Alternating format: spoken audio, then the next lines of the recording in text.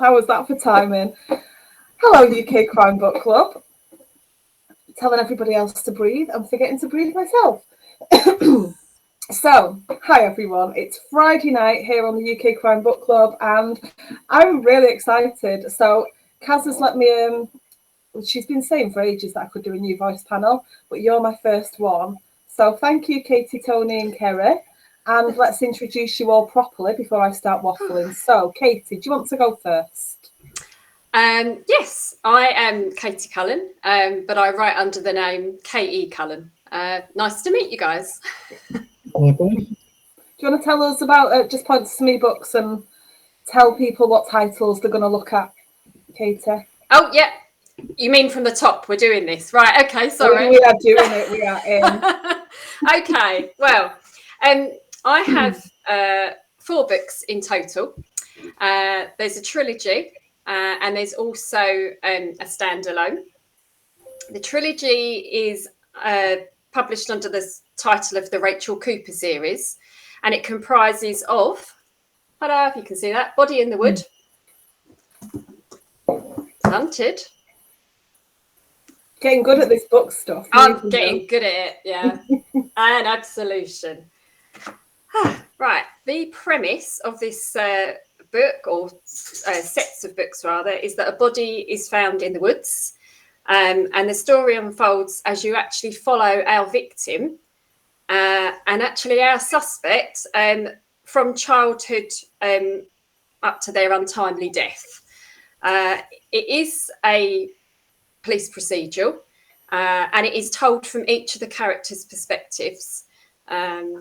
So basically you hear their voice and you also get their perception of what's going on and what they understand in terms of what's going on.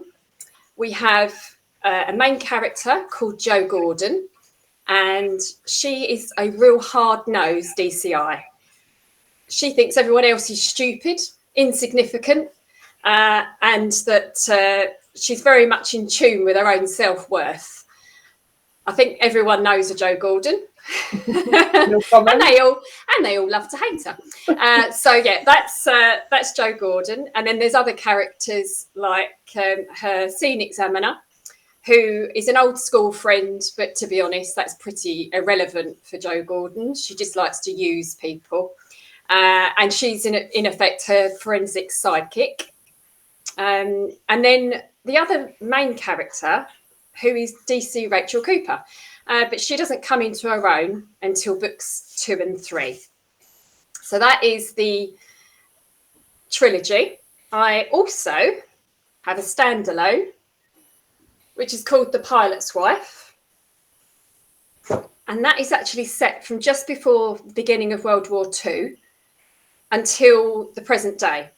And the premise, which, sorry, Kerry, it's a little bit similar to yours from what you were saying the other day, is basically that a body is discovered in the present day by the builders renovating a family home, which has actually been the family home for 80 years.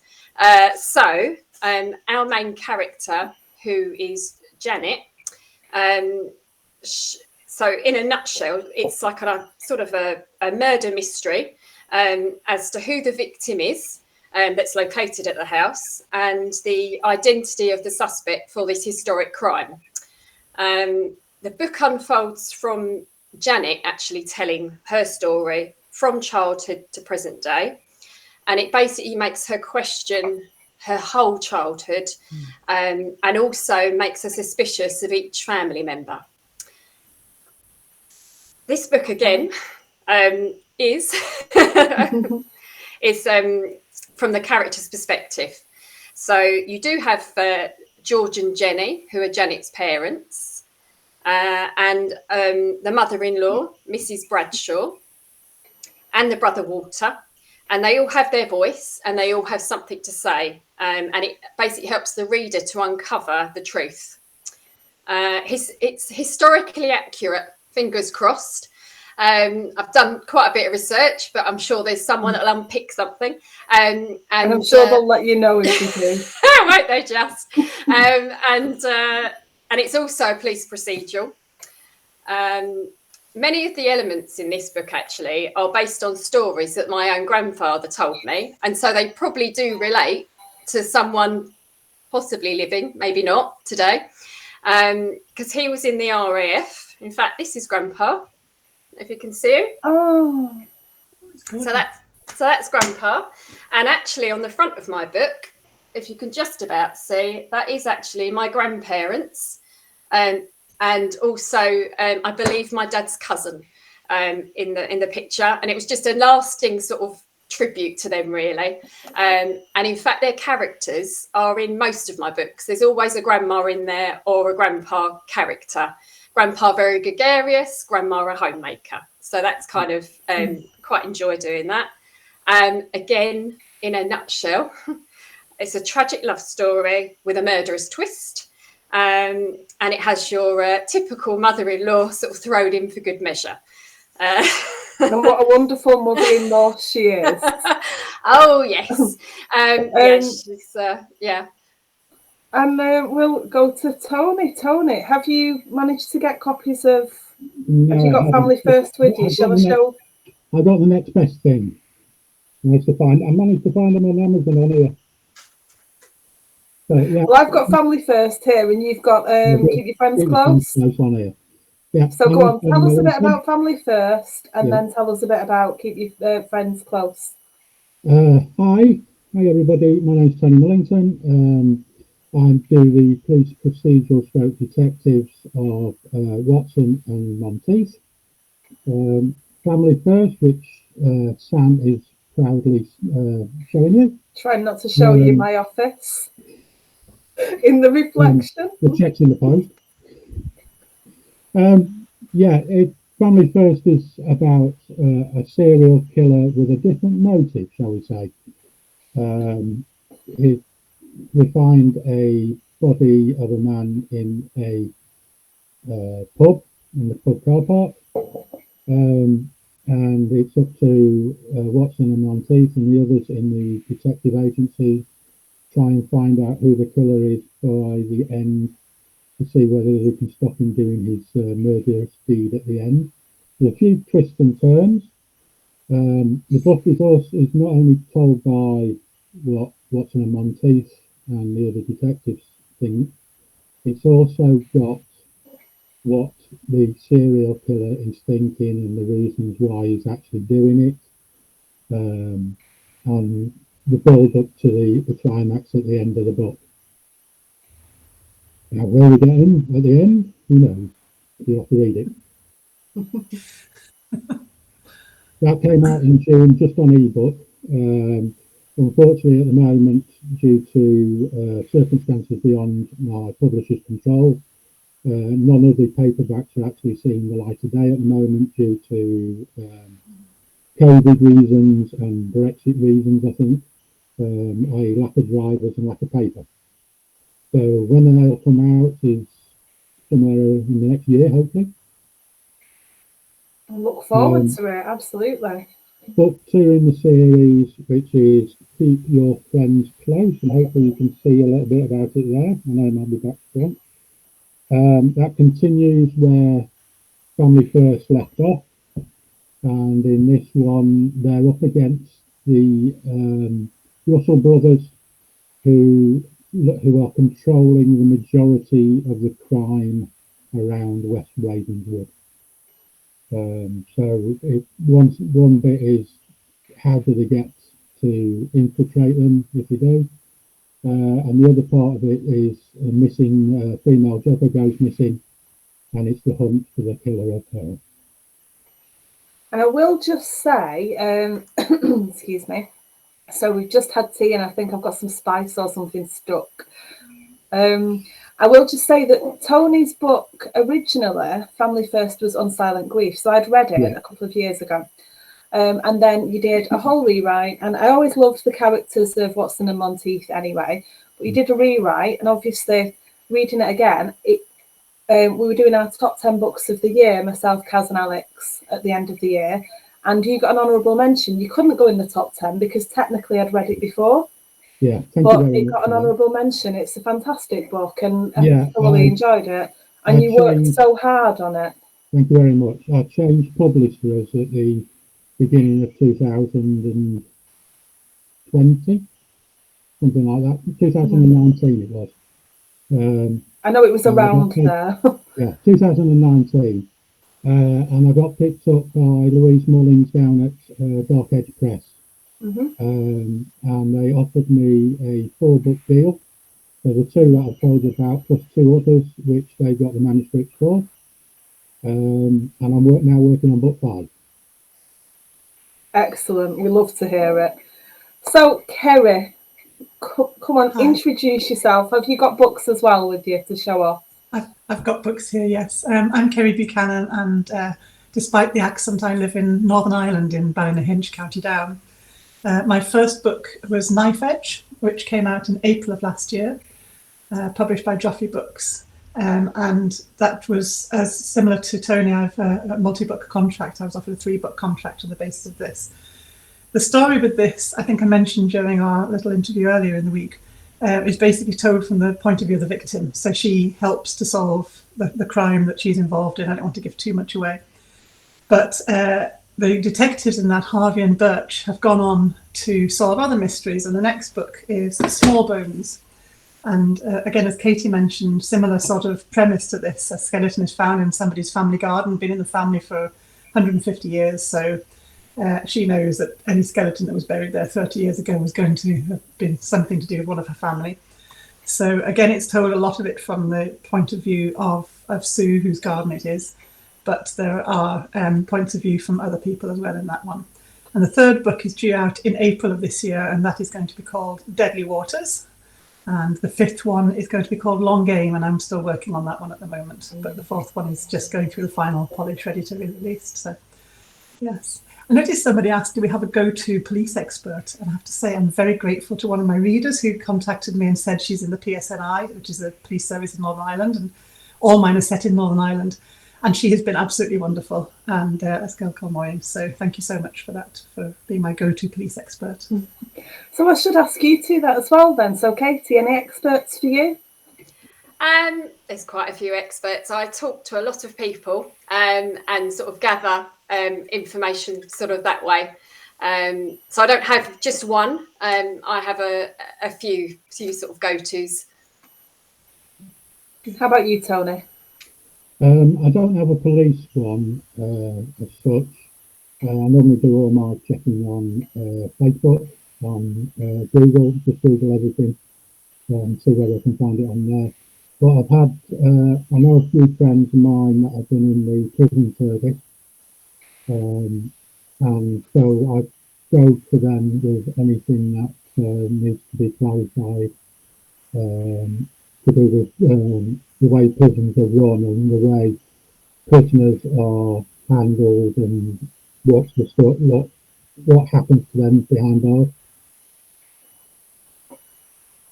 I know we've got a few in the group as well, so if anybody's ever stuck, can always pop a question in the group. We've got lots of people, loads of experts, and we've got Graham Bartlett and Kate Bendelow coming for an Author Chat special in a couple of months, and yeah, they're quite popular experts for our group.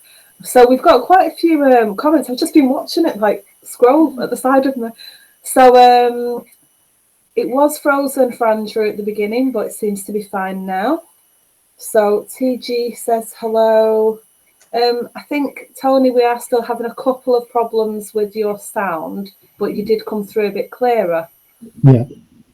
So, yes. I can hear you closer. Too many jokes. Kaz is saying hello. Somebody is saying hi, Kerry, evening to you all. Now, I can't see all of the comments. I was trying to look, which is why, Katie, when you were talking, you might have heard your own voice through my phone. So my phone was on silent, but as soon as I hit play on this, that was loud. So I apologise to everyone. That's all right. Hi, Leslie Lloyd. Annie Rose. Hi, Annie. Saying this is brilliant, a wonderful introduction to new writers to discover, and great to hear from Kerry, whose books I've read and love. So that's nice. Andrew, who is in Nottingham, says it's all. Oh, he was still having some problems, but I think Kaz has been commenting, so hopefully that's all sorted out. Laura Hamilton, hi Laura, as part of the writing process, have you ever acted out a scene to help with accuracy? Okay, so you're all laughing. This should be good. Right, Kerry, you laughed first. You're up. Oh no! Well, yes, definitely. Yes, I've acted out sections, especially in Knife Edge, because there's a whole section right at the beginning of the book where the victim escapes from the killer. And tell me you did not tie your hands behind your back and run through a bloody field.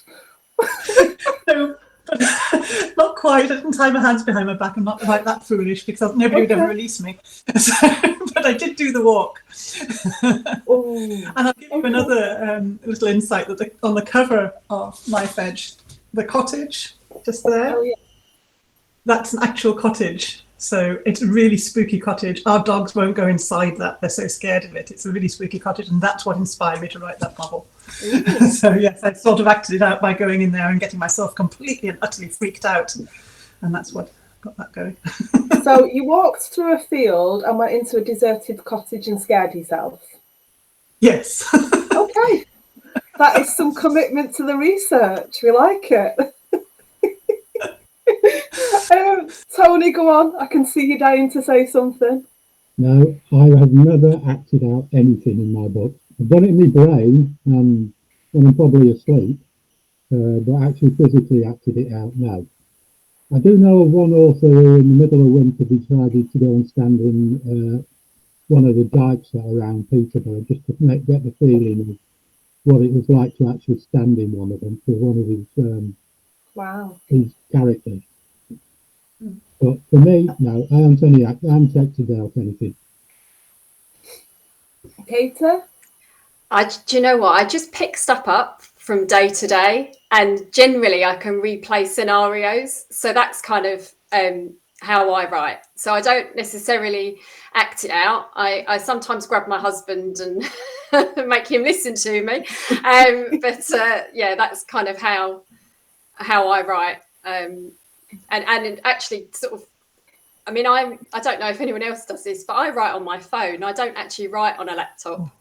I only edit on a laptop. So basically, if something happens throughout the day and I think, that'd be perfect, I literally just shove it in.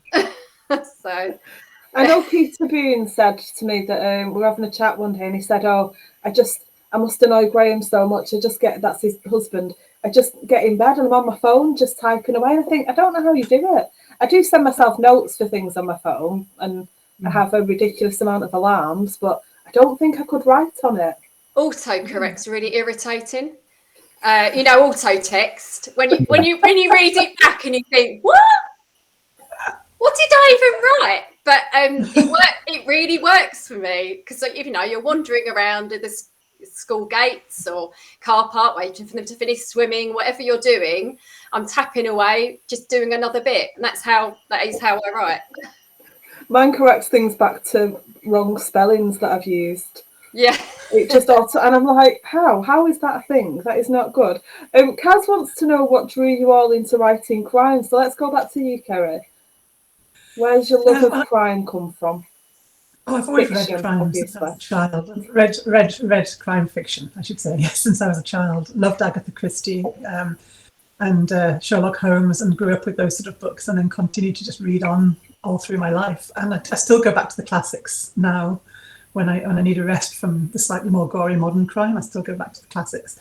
But what triggered me to write it was a workshop in the John Hewitt School, which is a course, a summer school that's held in County Armagh every summer. And there was a course I went on there, a workshop with Brian McGilloway, and he's a part of this group as well. I'm sure a lot of you have read his books. He's an amazing writer, complete inspiration, and also a really lovely man. So the crime writing workshop was the only one of all the workshops available that really I fancied. So I gave it a try, and he inspired me to try and write crime. Before that, I was writing fantasy and science fiction. and published a lot of short stories for various magazines. But he's the one who got me started on a life of crime. So thanks, Brian. Thank you, Brian. Tony, how about you? Where did your love of crime fiction come from? Mine was just all the TV programmes that have been out since I was a child, going up to now. So starting off with things like Juliet Bravo and the like round there, and leading up to now, the brilliant things like Line of Duty and all the NCIS things and all that lot. So that got me started in crime. I did think about, would I be able to write anything else like romance or science fiction, and that was quickly put to bed. It's just things from crime-wise stuck in my head, and as soon as I started writing it down, that was it for me. I'm sure somebody said the other day, I wonder if it was one of you in the promo, that they tried writing crime, but they can't help, tried writing romance, but they can't help killing people off, so it never works. I've heard somebody say that this week, and I can't think who it was.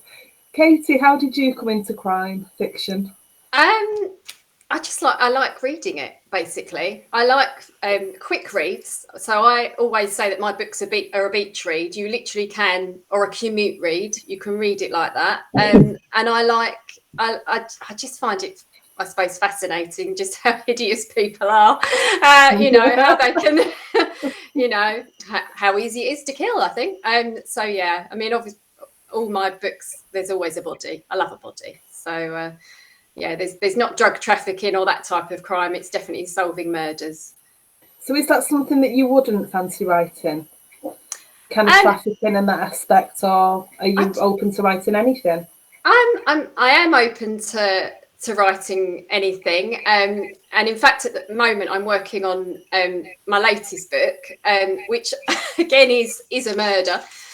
But that's kind of like the front cover that's been mocked up, a bad review. And the start of that is actually an employment agency for the long-term unemployed. So it's it's just whatever grabs you really, and what creates the story in your head. And then you build and build and build on it, and hopefully you get to the end. So somebody has said, and I was trying to look who it was, but I can't see it on my phone. Facebook is bothering me today. Please don't turn us off, Mr. Zuckerberg. Give us an hour. I'm always blown away by the amount of detail in plot and character developments in these crime novels. I'd really like to know how you all go about creating those plots. Are you architects, planners, or do you simply write and see what happens? So, Kerry, do you want to go first? I'm a gardener. I start with a seed of an idea. It's usually a character or a twist or a funny little bit of plot that I've thought up, and then I just build the whole thing from there. And I have no clue what happens next when I'm writing, and that causes some problems because sometimes I write myself into a corner because I haven't planned, and I write myself into an impossible situation, and then I have to go back a few steps and work out where it went pear-shaped, and then kill a few pages, sometimes a few thousand words. The biggest lump out of the last book, I think, was 11,000 words as a block that I took out when I realised just how far wrong I'd gone. And then I have to pick up from where I left off, where it was working and where it stopped working, and then take off again. So it causes some problems, but I tried planning, and I'm just obviously not a natural planner. It doesn't work for me. It works for a lot of people. It's nothing wrong with it. It's a brilliant way to do it if you can do it. I'm a failure. I can't do it. I have to just write.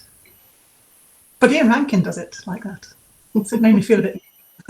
You will always find, no matter how your writing routine goes, you will always find somebody that does it. Yes. Yeah, there's no right way. I don't think there's any right or wrong way. No, I used to teach absolutely not. Yeah. There isn't a one size fits all. It's everybody's different, and if you try and make everybody fit the same framework, it's going to be a disaster. So. Yep. Tony?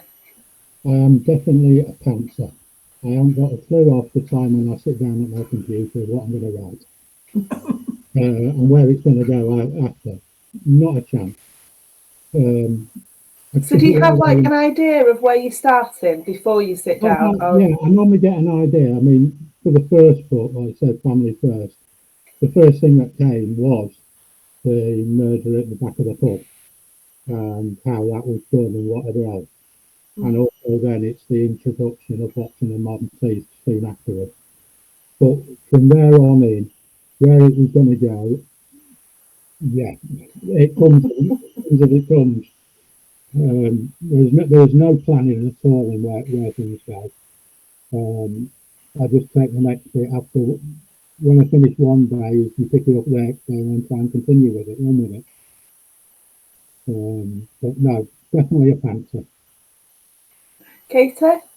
Pretty much the same, to be honest. I get an idea and I build on it, and sometimes I'm like, oh, that's really great, you know, and I get very excited. There are some bits obviously you have to plan, so if there's a timeline that it's got to follow, so that's the only time. And then I think, oh, you know, sometimes I have to rework something if it doesn't quite work within the time scale. But yeah, it's a seed and it grows. So TG, hello gorgeous T, has asked what she says is her new favourite question. Which of your characters frighten you most? Now that is a genius question from our little renegade that we have, our little Madsy. She's marvellous. So, Kerry. That's an evil genius, TG, really. Because I saw the question, I've been racking my brains with an answer for that. And when I actually come down to it, the character of my novels that scares me most is not a baddie. They're a goodie in the novels. And they're a very senior police officer. But this woman is so scary that when I'm actually writing her, I'm kind of almost quivering as I'm writing her, because I think I do not want to get on her bad side. So she's a very strong character. I think if you read the later books, the ones that I'm trying to think, no, the book that's coming out in March has her for the first time. In April, it has her for the first time. So you won't have met her yet, but she's my scariest character for me. But she's also a force for good, but she's really scary. I like that. That wasn't the answer I was expecting, which I like even more. Tony? Scares me, I'm not too sure. The one that who wouldn't you like to meet in real life? The one that I get worried about is actually Monteith, because he tends to spout his mouth out before he puts his brain in gear. And does stupid things and says stupid things. Is he modelled on a woman from a book club by any chance? No, would he? No. And there's also, I think, I wouldn't like to meet the Russell brothers, which you'll get to know a lot better in book two. They're more in book two. I wouldn't want to get on the wrong side of them, put it that way. Katie? Mrs. Bradshaw, the mother-in-law. She's interesting. Yeah, not keen. Don't want to meet her. Yeah, don't want to associate. Yeah, Hard as I. I've just written a dragon mother-in-law. Yeah. You don't want to get on the wrong side, am I? I'm just saying nothing before I end up in trouble. I'm sorry, I'm just looking at comments that were still freezing. I hope it's okay for you now, Andrew. Laura has asked something that I was going to ask. Where do you stand on the mentioning of COVID, or is it a COVID-free alternate universe in your books? That was a mouthful, Laura. Thank you. Kerry. Yeah, that's a tricky one, because the first book I wrote, Knife Edge, I wrote it in 2017. COVID hadn't even been heard of, so that obviously didn't have anything in it relating to COVID, although it was very much written present day. So that one wasn't an issue.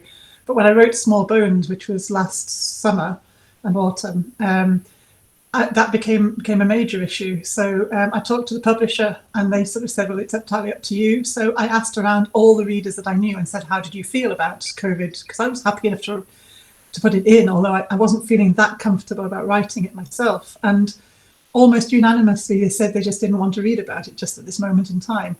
And I found I wasn't really wanting to read about it. The only book I've read that has COVID in it that I've really enjoyed is Blood Ties by Brian McGilloway. And I actually started that book read a bit about COVID and put it away and couldn't read on. And then I thought, no, he's a really brilliant author. I've got to read the rest. So I reopened it and read it, and I was glad I did. But no, I'm very careful to keep my timelines loose. So where I'm talking about crimes that are 30 years old, I'm slightly vague. So I'm giving myself a slight let out on that one. I'm not committing myself to it being 2021 or 2022. And that's how I wriggle around it. I don't know if I'm successful with it or not, but that's my way of wriggling out of it. So inevitably, I think it's going to have to be. But I don't think during World War II, for example, people were writing about World War II. I think it was a number of years afterwards before people could bring themselves to write fiction around the terrible things that happened or the First World War. That's a very good point. Yeah, I wonder how many people during conflict have actually written about it in fiction. It's raw at the moment. So it's very raw for me, and I think it is for a lot of people, especially people who've lost folks to it. Yeah. And I think in a few years we'll look back and it'll be something to write about, but right now I'm not ready. And I think that's the key, isn't it? It's being ready and being comfortable. Otherwise, it's not going to be natural. It's going to be forced, and that way it definitely won't work. So, yeah, I think if that's the way you're comfortable with it at this moment, then, But I respect whoever wants to write. I'll read about COVID. I don't have any issues with it. But I just didn't suit me to write it. Yeah. Tony, how do you feel about putting COVID in one of your books? I'm not going to do it. Fair enough. The first 3 books were already written before COVID struck. And I'd already started a little bit of book 4 in about, I started that in about May of 2019. I started. So I wasn't going to put it in at all, and I don't think I'll put it in any of the books that follow either. I'm a COVID-free zone job. Yeah, it's fair enough because it must add extra complications for any author doing it. Katie, how are you feeling about it? Well, Absolution, I mentioned that someone had a heavy cold like flu. So I kind of touched on it, but at the time when I was writing it, it was right in the middle of COVID, and I thought, nah, I don't want it in there. But actually, my latest one, that one, it does feature, and hopefully, it's done well. Well, time will tell. Someone will tell me. I have actually popped it in the latest one because of the fact that it was present day. So I thought I couldn't not. Again, that's the thing. Everyone's got a completely different take on it that suits their books and their circumstances. I wouldn't be put off reading something with COVID in it, but and I've even written something, but it was very delicately touched on. I don't know how I could do it full blown. I think, it's a lot more knowledge needed than I've got, I feel, to do it. One of the questions that people like to ask is about research rabbit holes, but I'm going to put a slight twist on it. What did you Google while working on the current book? So whichever book, either one that's just been released or the one that you're working on at the moment, pick a book, tell me something you looked up, as long as it won't give spoilers. I didn't think of that. I didn't think that through, did I? Go on, Kerry, you're up.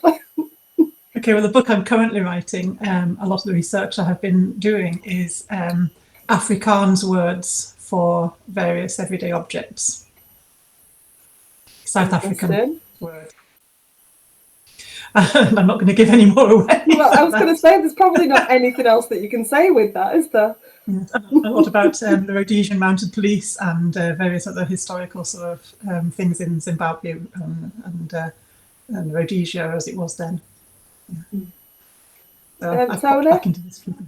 The one I'm currently writing is the recovery of cars from underwater ditches. So there's a lot of waterways around us, and it's having a look at how they actually recover cars from the bottom of the dikes. Wow. Now that's fascinating. You didn't tell me the answer to something that you asked somebody else during an interview, Tony. Who was I interviewing? And you said something about dredging a river. Oh yeah, I know. Yeah. So go on, what did name you it, find in the river? you name it, it was found at the bottom of it. Put it that way. Fair enough. From shopping trolleys to furniture to animals, I'm sorry to say, Wow. to anything that you can dredge up out of waterways that normally gets thrown in it, gets dredged out of it. Well, authors who are struggling for an idea at the moment, take note. Have a think about Tony wandering around that river and what he might see. And there's your starter for 10. And Katie. there Oh, sorry, go on, are Tony. still fish in it. Katie. Going on to Tony's point of dredging a river, actually, when I worked for publishers at Docklands, I remember one of the chaps saying when they were building and they were dredging it, they said they kept finding the crow's bodies, as in the Crow twins victims. I don't know how true that was, and I was 18 and a bit gullible, but maybe, you never know. But in terms of what I've researched, I suppose it's my latest book, and that's Polish traditional food and terms of endearment, which apparently is froggy, zabo or zadko, however you say it, but yeah, froggy. I will not try and pronounce anything. I am terrible. Absolutely dreadful. Can't pronounce a thing. David Monaghan. Oh, you told me how to pronounce it. David's told me it's either Monaghan or Monaghan when I asked him. He sent me a message and I can't remember off the top of my head. I knew I'd forget. With your characters, perhaps those in minor roles, do you ever meet someone with certain character traits or even just walk past them and pick up mannerisms and dress sense and incorporate them into your books so they will never know they created the character? P.S. I sit in a greasy spoon cafe and watch, plus I get a fry up. So he's people watching with a fry up and incorporating those traits and dress sense and mannerisms into characters. So, Kerry, have you picked up any mannerisms or dress sense from strangers? Definitely. David Monaghan Jones and I are cut from the same piece of cloth. I think because before COVID, I used to spend a lot of time writing in various cafes, and I did exactly that. If I had a character and I wanted a mannerism, I'd just look around and spot somebody picking their nose or scratching their ass or something, and I thought, oh, I'll have that. Or a bit of conversation, a snatch of two old ladies talking with each other, and just something odd that they would say would catch my ear, and that would be stored away for future reference. So yes, always. And that's something I really miss because I don't do cafes these days, and I sort of miss that I just have to use the stores from previously. On greasy spoons, yes, definitely greasy spoons. I've just checked. He's actually said soft. So, and I was looking, I thought, does that mean the silent G then? And it does. So Monaghan. I will get there eventually. I'm terrible. Tony, picking up things from strangers to meld into characters. Not that I'm aware of. I've not done that saying, I need that. Not at all. I mean, I've gone back in my brain and thought, okay, what would happen if he was in this scenario, like a greasy spoon, pub and everything? And I put that bit into Family First with a meeting that the serial killer had with his daughter. So I remembered what would happen in there, and I actually tried to describe what was happening inside of the cafe as they were sitting there. But to actually say, I like his mannerism, I'll take it, no, I've not done that. Not consciously. Not consciously, no. Katie? Definitely phrases, I would say. I'm a little bit of there's a phrase in there, cocktail party syndrome or whatever. You're listening to somebody else's conversation rather than the one you're currently having. And I did hear once someone say, why would you call a baby Alan, especially in this day and age? And that has actually gone in. So, yeah, it's just, sorry, Alan, if you're there. But it's just the odd thing. And then obviously family members and stuff. I mean, Grandpa, wholeheartedly, he's in there. So, yeah. I like that. I have my granddad's hat. that thing that you can see up there on a printed out Mark Billingham happy birthday tweet that I got from years ago, that my husband printed out and framed. That's my granddad's hat. So yeah, always got to have a bit of Tommy around me. Yeah. Polly Swan has asked, how did you all create your first ever book? Did you sit down and write, or did now we've talked a little bit about plotting and pantsing, but I do want to know how you started your first ever book, and does your personal character come across well in your writing? That's interesting. So are there elements of you in any of your characters? So Kerry, do you want to start us off again? Yeah, the first book I wrote has never been published. I've never really submitted it for publication anywhere to speak of. And I started writing it because my father, I'm a real daddy's girl, my father was diagnosed with dementia in 2014, and I'd always escaped into books by reading them. And then suddenly dealing with the whole concept of dad going downhill with dementia, it was just too much. So I couldn't escape into books by reading them. So I felt I'll start writing instead. And there's a story been buzzing around in my head since I was about 18 years old, and I was well into my 40s, late 40s by then, nearly 50. And I just borrowed my husband's iPad from work, and I sat down at the kitchen table and I just started typing just on the iPad. And 6 weeks later, I had a 130,000 word fantasy novel. So, which has been through about 10 rewrites since, and still isn't, I don't think, ready for publication. But that's how I cut my teeth. That's how I wrote my first novel. Tony? And it would. I escaped. Sorry, go on. No, sorry, I couldn't say it worked. I escaped into the novel. Yeah, that's good. Family first came about by, I was sitting in the dreaded Peterborough traffic jam coming home from work, and we were something on 5 Live about writing and everything. And one of the people said, everybody's got a book in them. The most favourite one of the things. So I thought, yeah, convinced myself I had one himself. Hence the pub murder. So I was playing around with that, and then that's how Watson and Monteith came about, because I didn't want them to be the drunkard, normal, slovenly detectives that are around in some books. I wanted to be happily married family men. So while I was at work, just toying in the head and writing a few things down, and then it just came out of that mostly. I think it took the best part of about 9 months to write. Katie? I think it sounds a bit daft, really, but I had like early empty nest syndrome when my girls went to school, and similarly, poor grandma and grandpa had just popped off as well. And as I used to see them pretty every other day, I just felt really lost. And as you say, Tony, everyone's got a book in them. And I told my friend that I had a kind of idea, she just said, do it, just do it. You know, what's the worst that can happen? And so I did it. And I sent it to a friend of mine to read, who's an avid reader. And she said, I like it. It's all right. It's good. And I was like, really?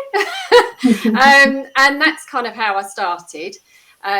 Quite a few of my friends who have read my books actually say they hear my voice. So I must be in there. So my South East London, it's all in there. So, yeah. I forgot to answer that bit. I don't know if my character comes across when I'm writing or not. I have no idea. You'll probably be so aware of it now, though, if it happens. There'll be one of those things where you sit up at 2 o'clock in the morning and go, oh my word, that was me. I'm that person. I hope my sense of humour comes through. That's the only thing. Because I have a wicked sense of humour, and I hope that comes through. I think that's Polly again saying, that's amazing. I asked the question, as my dad is terminally ill, books are my escape, but he's been encouraging me to write. Well, Polly, write and then come and have an interview. Come and see us, come and have an interview, message me or Kaz, just come for an offline chat if you fancy one. That's what we're here for. We are all about encouraging the books. Absolutely. And send me a friend request. How's your writing going then, Sam? Tony, leave me alone. I'm writing slowly. I'm working with David Mark and writing my debut finally, which is why I've got David, so that I've got, foot up the backside. Yeah. Not literally. David Mark, don't make rude jokes. Now I've just said that. How do you go about getting to know your characters? She asks, moving swiftly on.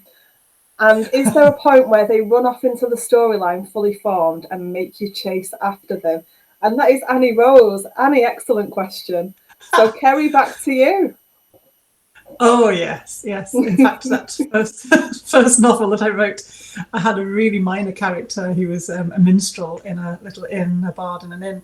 And he was just meant to be a super minor character. He wasn't anybody, but he was so sinister sitting there that he just took on a life of his own. And he ended up not only being a main character that threaded through the whole trilogy of books, but he also changed history in a way, because it was a sort of historical fantasy. So he actually changed the pathway of history by his personality. And a very old British king changed his sexuality thanks to this man. So it did have a massive effect on the book and on history as well. Tony? Yeah, they tend to have their own voices sometimes and and take the story off in places where I didn't think they were going to go. I had an idea where I wanted it to go, but it took about 3 detours to get there because of them. So yeah, they do tend. Trouble is, they tend to do it when you're trying to nod off in bed half the time. Katie? I just find when I'm writing, I'm in that story. So they're my friends, and I sleep and breathe them until it's done. And then when I'm editing it, I'm tweaking it or, elaborating. So, yeah, I escape completely into my books, basically. Yeah. Do you all have a favourite minor character? Somebody that... Yes, somebody that you just really like. I've got a further question actually. So, favourite minor character, and any characters, if you can say it without a spoiler, any characters that you didn't want to leave behind when the book was finished, but you knew you'd done what you could with them at that point. So, Kerry. Favourite character, minor character, would be Sergeant Molly Jacobs. You meet her in book 1 and she occasionally pops up in all the other books because I can't leave her behind. And the character I didn't want to leave behind was Nick, who was the protagonist in the first book, but she sort of makes a reappearance in book 4, so I couldn't resist bringing her back. So that's the one I couldn't leave behind. Yes, she's the one who was running through the field. That's the one. Yes. I can't believe you did that. That's so funny. Did you at least have shoes on? I didn't run. It would be something from a cartoon, like nice country stroll. But I did walk slowly with a stick. Tony, how about you? Minor characters. There's one from Family First who's a very minor character, and he takes one of the major stories in book 3, Battleland, so he made a comeback. There's also the Clayton family, Dad and 2 brothers. Dad's he's one of those that's been there, seen it, done it, got the T-shirt, in his 70s, knows everything, the grapevine's from. I won't say what happened to them, but they're in 3 of the books at least. But they're the good to write. Katie? I haven't really got a character that I couldn't leave behind. The trilogy, obviously, it just kind of, it's an inclusive story. So they kind of, some drift off, but you don't bring them back. My most favourite minor character is in The Pilot's Wife, and it's Walter, which is Janet's brother. And I just feel that he's been given a right bum deal in life. So, so he's my absolute favourite character. So, following on from Polly, I don't know how far on you are with writing. I don't know if you started. What advice would you give to somebody who is just starting out, just literally going from scratch? What did you learn from your first book that you've taken forward, or is there some something like a book that was helpful to you, or I don't know? What do you think, Kerry? I think the best advice I can give to any new writer is finish the damn book, because it's very easy to lose confidence in yourself partway through. We all do it. I mean, many novels down, I still do it every time. Partway through, I lose my nerve and think, I can't write. What am I even doing here? And it's very hard to get past that, especially with the first book. But you're not going to be able to make it any better if you don't finish it. Get it done first. Get that finished. In terms of a book that I found useful, I think loads of people recommended loads of books to me because I was really bad. Obviously, when I started, it was really awful. I mean, I look back now and reread those first drafts and I cringe. But the book that did the most good, I'm trying to remember the name of it. It was something like How Not to Write a Novel or something. I'll have to find it. I'll find it and put it in the group because it's such a good book. And it's written by publishers and they have hundreds of examples of little things that they've found in submissions that they've just gone, oh God, one of those.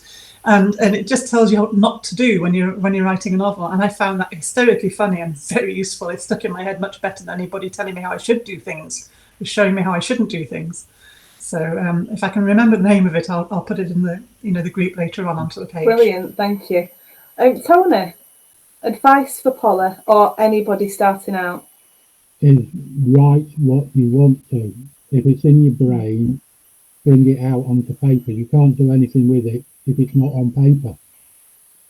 If you've got an idea, just jot things down and things will start making sense and you can work with it. Don't put yourself down over it, saying, I can't do this. Yes, you can. We're all people that probably thought we can't do this, and we're here now. Even the How Not to Write a Novel. 200 mistakes to avoid at all costs if you ever want to get published. Brilliant, thank you. By Sandra Newman and Howard Mittelmark. Good luck spelling that one. Don't get put off by anything. Just let your mind race and work out what you want to do. Yeah, I think that getting out of your own way bit is the hardest bit. It's still with us like that halfway through a book, and then you suddenly think, what am I going to do next? What's going to happen next? And you suddenly hit a brick wall and you're going, I don't know what we're going to do now. But it all happens to everybody. So just play around with things. There's nothing, it won't do any harm. Katie, advice for wannabes, newbies, anyone? I would probably say write what you know, because you come across as authentic if you write about what you know. So that's what I would say. And also, when I'm writing, I actually do send it piecemeal to a friend, and she's lovely. She reads it, and then as I'm chatting to her, I'll say, "Oh, do you know who it is yet? Do you know who it is yet?" And recently, she said to me, "Oh, I know exactly who's done it," and they were the person that done it. And I thought, right, not having that. So I turned it, and then I put a sort of curveball in.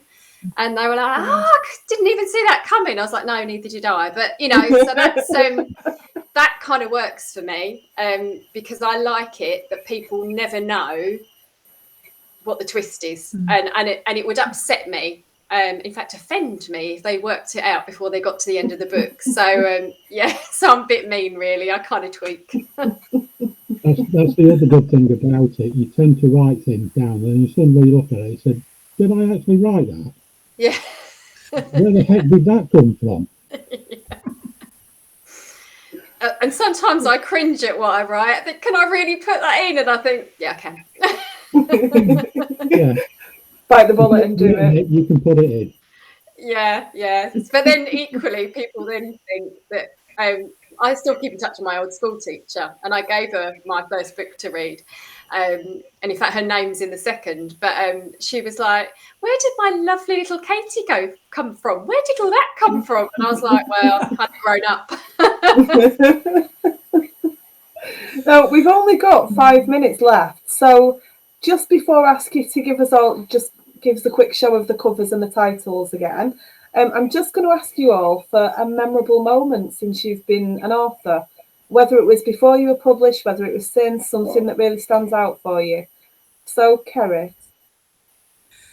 I think the best thing for me was when somebody tagged me in a Facebook post, and it was somebody I didn't know, and I'm a sailor, I do a lot of sailing, and it was a sailing community, and it was somebody I'd never come across and didn't know and have never met. And he put a photo up of his wife reading Knife Edge on Kindle in his boat on Rathlin Island on the north coast of Ireland. And it would give me a real gut punch, because I realised the book was getting out to people beyond folks I knew. It was getting out into the big world, and it gave me such a gut punch. It was in a good way, a really good way. And that's the one that stuck in my memory. Tony. Signing both my book deals. I know the first one didn't really take off, but definitely signing with Dark Edge Press, which happened from my original email to actually doing it in less than 24 hours type thing. So that was really brilliant. And the other one was going to Harrogate, the only time I'd been there, and that was just one hell of a weekend. It was brilliant. You get walking past and you're seeing all these famous people, famous authors, and you're thinking, oh, that's Val McDermott, and that's you're wondering, why am I here when I've got all these people around? But yeah, that was absolutely brilliant doing that. Yeah, I'm going to be so embarrassing when I get to Harrogate and I'm squealing. Look, it's you. Katie, memorable moment for you. Probably getting it in my hand for a start, my first paperback. That was quite amazing. And actually, again, my first stranger review. So that someone had bothered that I didn't know to write me a review, and it was all right. It was good, So that I was just like, wow, it's not everyone thinking, don't burst her bubble, don't burst her bubble. It was someone who actually thought, yeah, I liked it, I'm going to leave a review. So I'd say the physical book and a good review. Love that. Well, I love asking that question, because we always get such varied answers. Never two answers the same. Right, everybody show off your book covers and let's show people what they need to go and buy. I've got Tony's. So, Kerry, go first. Tell us the titles. Knife Edge and Small Bones are the two that are out currently, and Deadly Waters coming out in April. In April. Do you have a date in April yet? Not yet. It was going to be March, but they've put it back to April. So. Keep us posted. Tony, so I've got Family First. You've got Keep Your Friends Close and Family First. Family First came out in June of last year on ebook. Keep Your Friends Close is due out on the 8th of March, also on ebook. And Katie? Mine are obviously published under K.E. Cullen, so you do have to search. Look at that, beautiful, on Amazon, K.E. Cullen. Yes, so I can't do the trilogy all in one, so I sewed the spines, and then obviously the Pilot's Wife. Mm-hmm. Thank you all so much for being my very first New Voice panel. Thank you to Kaz for letting me muscle in, because this has just been lovely. Thank you, Sam, so much for doing it. Yeah, thank you, Sam. Yeah. You're very welcome. What a way to spend a Friday night. Yeah. And thank you to everybody who has joined in. And Polly, write something. Yes. Do it. Thank you all so much. Thank you. Thanks, Sam. Yeah.